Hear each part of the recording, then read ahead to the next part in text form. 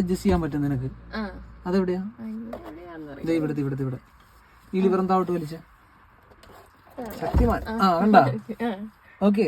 ഇനി സ്റ്റിയറിംഗ് ഒന്ന് പൊക്കിക്ക. കണ്ടാ? ഹൈറ്റ് കൂട്ടുകയും കുറയ്ക്കുകയും ചെയ്യാം. ലോക്ക് ഉള്ള കൈ കൊണ്ട് ഒന്നൂടെ ഇച്ചിരി പൊങ്ങാനുണ്ട്. ഇപ്പഴാ ലോക്കായത്. ഓക്കെ ആണോ അത്? ഇനി ഈ ബട്ടണിൽ വെറുതെ ഒന്ന് പ്രസ് ചെയ്തേ, ബ്രേക്ക് ഇല്ലാതെ മതി. ഒന്നുകൂടെ പ്രസ് ചെയ്തേ. കൊറേ വാണിംഗ് ലൈറ്റുകൾ കണ്ടോടാ. എന്തൊക്കെയാ അത്?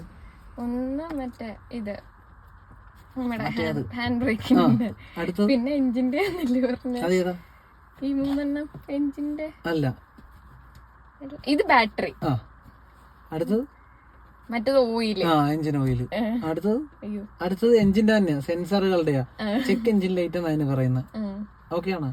പിന്നെ ഇത് ഫ്യൂവല്, ഇത് ടെമ്പറേച്ചർ, എഞ്ചിന്റെ, പിന്നെ ഇത് നമ്മുടെ കിലോമീറ്റർ, ഇത് വണ്ടിക്കകത്തെ ഡിഗ്രി, ഇത് ടോട്ടല് എത്ര ഓടി. അതെ അതെ, കുഞ്ഞിനെ അറിയാം.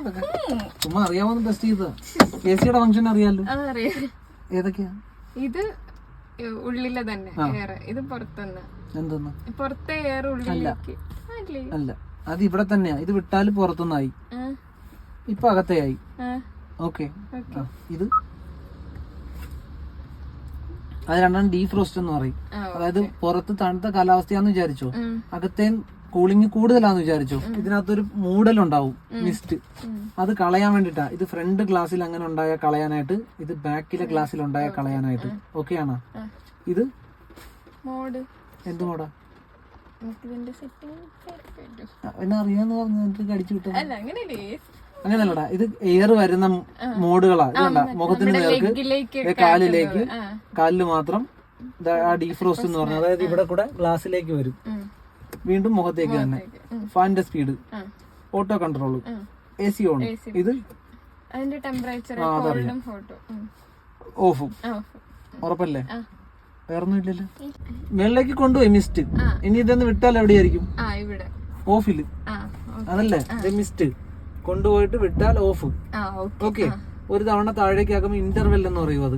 അതായത് ഒന്ന് വൈപ്പ് ചെയ്തിട്ട് കുറച്ച് സമയം കഴിഞ്ഞിട്ട് അത് വീണ്ടും തന്നെ താൻ ഓൺ ആവും. നോക്കൂ, കണ്ടല്ലോ. ഒന്നുകൂടെ താഴോട്ട് കൊണ്ടുവന്ന മോള്. അത് ലോ എന്ന് പറയും. കണ്ടിന്യൂസ് ആയിട്ട് ഇങ്ങനെ ഉണ്ടാവും.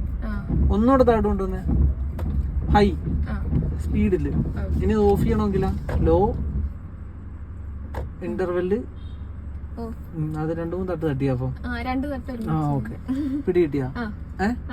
ഉറപ്പിച്ചാ? ഇതെന്തുവാന്നറിയാവാ? വൈപ്പിന്റെ സ്പീഡ് അഡ്ജസ്റ്റ് ചെയ്യാനായിട്ടാ. ഇത് ഓക്കെ ഓക്കെ ആണല്ലോ. ഇനി മിറർ അഡ്ജസ്റ്റ് ചെയ്യുന്ന എവിടെയാ? എവിടെ ഉണ്ടായിരുന്നല്ലോ, അതിനകത്തെങ്ങനോ. എവിടെ? അതെന്താന്ന് ചെക്ക് നോക്കി. എന്നിട്ട് എന്ത് ചെയ്യണം? അറിയാം. ആ മിറർ ഫോൾഡ് ചെയ്യുന്ന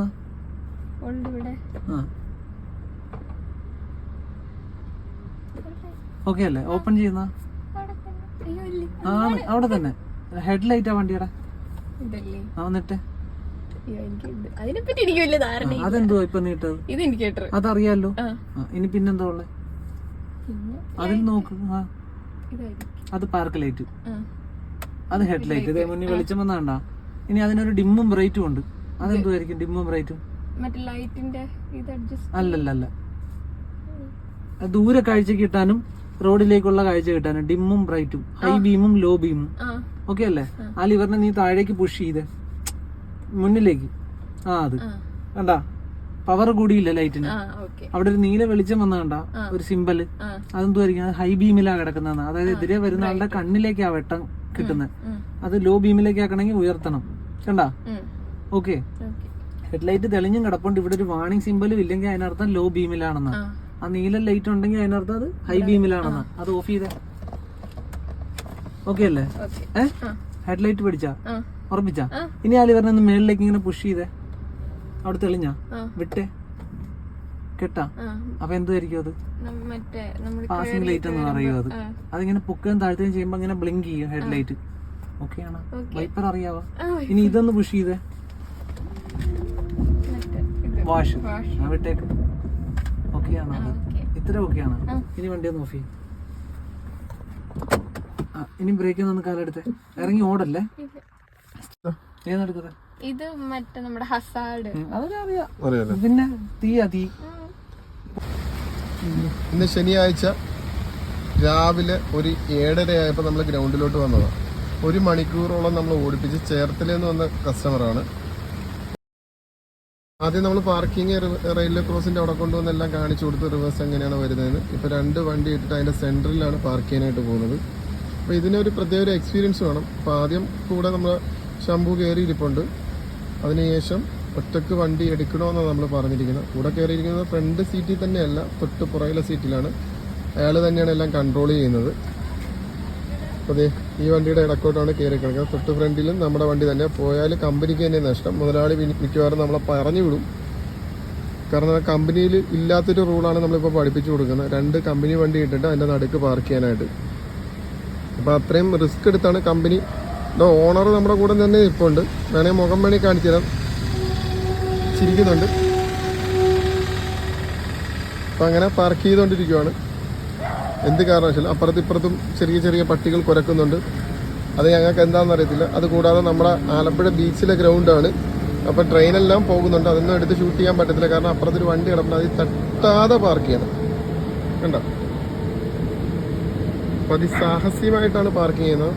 ശരിക്കും ഇങ്ങനെയെല്ലാം പാർക്ക് ചെയ്ത് കഴിഞ്ഞാൽ തീർച്ചയായിട്ടും നിങ്ങൾക്ക് എവിടെ വേണമെങ്കിലും വണ്ടി കൊണ്ടുപോകാൻ പാർക്ക് ചെയ്യാം. അപ്പം നമ്മൾ എന്ത് ചെയ്താലും അതിൻ്റെ ടെൻഷനൊന്നും ഇല്ലാതെ കൈകാര്യം ചെയ്യാനായിട്ട് നോക്കുക. ടെൻഷൻ അടിച്ചു കഴിഞ്ഞാൽ ഒന്നും പറ്റത്തില്ല. ഇനിയിപ്പോൾ നമ്മളിപ്പോൾ ഈ വണ്ടി അടുപ്പിച്ച് കറക്റ്റാ കയറാനുള്ള ഒരു ഗ്യാപ്പ് മാത്രമേ കൊടുക്കത്തുള്ളൂ. ഇതിപ്പോൾ ശരിക്കും അകന്നാണ് കിടക്കുന്നത്. ഇനി നമ്മളിത് ഈ വണ്ടി അടുപ്പിച്ച് കൊടുത്ത് ഈ വണ്ടി മാത്രം കയറി കിടക്കാനുള്ള ഒരു ഗ്യാപ്പ് കൊടുക്കത്തുള്ളൂ. അപ്പോൾ അങ്ങനെ പാർക്ക് ചെയ്ത് കഴിഞ്ഞാൽ തീർച്ചയായിട്ടും ആ കുട്ടിക്ക് നല്ല രീതിയിൽ വണ്ടി പാർക്ക് ചെയ്യാനായിട്ട് പറ്റും. വീഡിയോ നിങ്ങൾ ഫുള്ളായിട്ട് കണ്ടെന്ന് ഞാൻ വിചാരിക്കുന്നു. പാർക്കിംഗ് 2 വണ്ടിയുടെ സെന്ററിൽ ഇട്ടിട്ട് ഇങ്ങനെ പാർക്ക് ചെയ്യുന്നതല്ല. ഇപ്പൊ ശരിക്കും അകൽച്ചയില്ലേ അല്ല. നമുക്ക് ഇച്ചിരി ഒന്ന് അടുപ്പിച്ചിടണം. നിനക്ക് പോകണ്ടേ? ഓക്കെ.